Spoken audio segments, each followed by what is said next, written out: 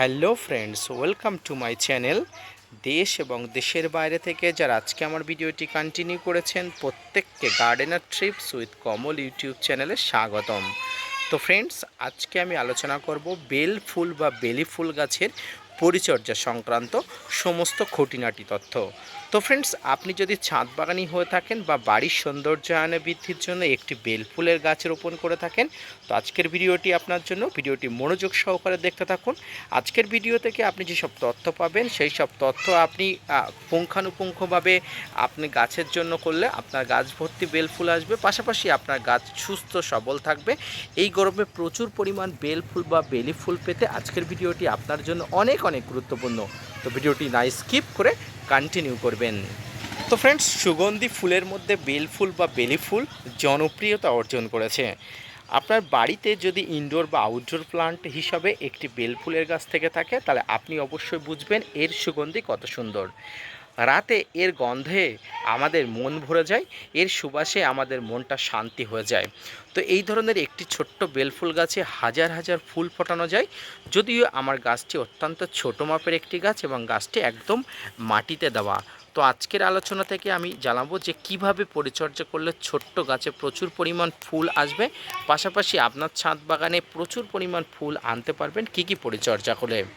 Friends, সর্বপ্রথম আপনাদের বলে রাখি, গাছের প্রচুর পরিমাণ ফুল আনার জন্য প্রুনিং করতে হয়।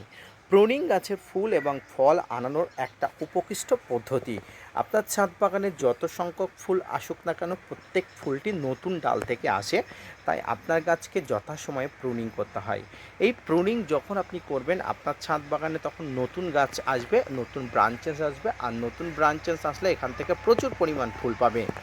তো ফ্রেন্ডস, সবার আগে আমরা জানি বেলফুল বা বেলে ফুল মোটামুটি গ্রীষ্ম থেকে বর্ষা পর্যন্ত সারা বছর এর মোটামুটি একটা নির্দিষ্ট সময় পর্যন্ত প্রচুর পরিমাণ ফুল দেয়। আপনার একটি গাছে প্রচুর পরিমাণ ফুল পেতে গেলে কয়েকটি পরিচর্যা করতে হবে, আর পরিচর্যার মধ্যে প্রথম যে পরিচর্যা সেটি হচ্ছে প্রুনিং করা। ফ্রেন্ডস, আপনারা দেখতে পাচ্ছেন এটি একটি মাটিতে রোপণ করা, আর এই গাছটি প্রুনিং আমি যথেষ্ট পরিমাণে করেছিলাম।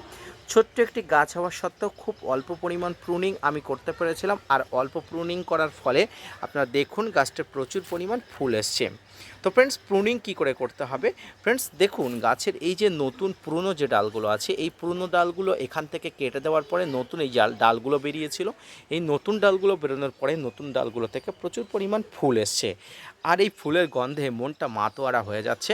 তো এবং পাশাপাশি এখান থেকে প্রচুর পরিমাণ ফুল আসছে, আপনারা দেখতে পাচ্ছেন এখানে একটা ফুল ফোটার মুহূর্ত আছে। পাশাপাশি এই ফুলগুলো অবশ্যই ফুটে গেছে, এখানে আপনারা দেখতে পাচ্ছেন। তো এর পাশাপাশি গাছটি প্রচুর পরিমাণ বৃদ্ধি লাভ করছে। এবার আসুন আমি গাছটির গোড়াতে দেখাই। তো ছোট্ট একটি গাছ আপনারা অবশ্যই দেখতে পাচ্ছেন। এই গাছে কি কি খাবার দিতে হয়, কি কি পরিচর্যা করতে হয়, আসুন এবার আলোচনা করি। তো ফ্রেন্ডস দেখুন, যেহেতু একটি গাছ যখন মাটিতে রোপণ করা হয়, টবের গাছের থেকে মাটির গাছে খাবার অনেক অংশে কম দিতে হয়, কারণ মাটিতে যথেষ্ট পরিমাণ খাবার থাকে, আর গাছ শিকড় চালনা করে প্রচুর পরিমাণ খাবার সেখান থেকে সংগ্রহ করে। তো তা সত্ত্বেও গাছে উপযুক্ত পরিমাণ ফল আনানোর জন্য প্রচুর পরিমাণ খাবার দিতে হয়। এই খাবারের মধ্যে প্রচণ্ড গ্রীষ্ম চলছে। প্রথমত আপনাকে যেটা করতে হবে সেটি হচ্ছে, এখন কোনো ধরনের ভারী খাবার আপনার গাছে দেবেন না। তাই এই সময় শুধুমাত্র তরল সার দিতে পারেন। তরল সার মধ্যে আপনারা যেটা দিতে পারেন সেটা হচ্ছে সরিষার খোল পচানো জল, এছাড়া আর অন্য কিছু অবশ্যই দেবেন না। এর পাশাপাশি আপনারা যেটা করবেন, গাছে এই যে ফুল এসে গেছে, এই ফুল চলে আসার পরে আপনাদের গাছগুলোকে প্রুনিং করতে হবে। ফুলগুলো ধরুন, এই ফুলগুলো ফুটে গেছে, এই ফুলগুলো ফোটার পরে আপনার গাছের ডালটা এখান থেকে আবার কেটে দিতে হবে। এখান থেকে কেটে দিলে এখান থেকে নতুন করে আবার ডাল বাড়া হবে, এই ডাল থেকে নতুন করে আবার ফুলের দেখা পাবে। তো ফ্রেন্ডস, এইভাবে আপনার বেলি ফুল বা বেল ফুল গাছে, টবে থাকা বেল ফুল গাছে প্রচুর পরিমাণ ফুল আসবে, এবং মাটিতে থাকা বেল ফুল গাছে ন্যাচারালভাবে প্রচুর পরিমাণ ফুল আসে সামান্য একটু যত্ন পরিচর্যাতে করলে। এবং গাছটি আপনি প্রথম অবস্থায় প্রচুর স্বাস্থ্যবান করে তুলবেন। স্বাস্থ্যবান করে তোলার পরপরই গাছে প্রচুর পরিমাণ ফুল এবং ফুল ক্ষমা করবেন, গাছে কোনো ফল হয় না, গাছে প্রচুর পরিমাণ ফুল দেবে। তোমার একটি ছোট্ট বেলি গাছে যে পরিমাণ ফুল ধরেছে, এই ফুলের গন্ধে মনটা মাতোয়ারা হয়ে যাচ্ছে। তাহলে প্রচুর পরিমাণ ফুল ধরলে না জানি কত সুন্দর একটা দৃশ্য হবে, বা প্রচুর সুন্দর দৃশ্য উপভোগ করব।